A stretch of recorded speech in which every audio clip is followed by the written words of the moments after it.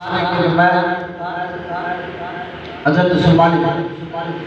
اور حضرت علی مرتضیٰ شرف خدا ساتھی و کوثر بھاتے خیبر رضی اللہ تعالیٰ عنہ سرکار نے فرمایا میں نے انسان کا نسل کیا ہوگا سمجھانی بھی حضرت علی پاک حضرت سلمان رضی اللہ تعالیٰ عنہ حضرت سلمان بولن گیا دنیا والوں میں جو جنگل ہی پہنچے ایک بکریاں چراؤں والا چرواہ کھڑا حضرت علی پاک نے پوچھا ہے چرواہ کی سالے سالبہ کو میٹھی سالے سالبہ کو میٹھا نہیں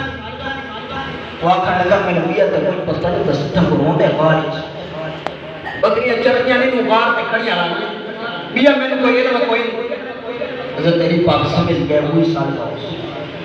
دنیا والا حضرت علی مرتضیٰ شرف خدا صاحبیاں بوسن باتیں خیبر رضی اللہ تعالیٰ عنہ آپ تو رہنے ملے دنیا والوں غار سے کوئے تھے گہنے کیا آنے دن حضرت صالبہ سجدہ رہ دینا عزم کرے میرے مولا اپنی غلطی معاف فرماؤ دنیا والوں حضرت علی پاک حضرت علی پاک حضرت صالبہ بن عبدالرحمن نے دٹھائے رومنا شروع کر دیتا نہیں عزم اتنے علی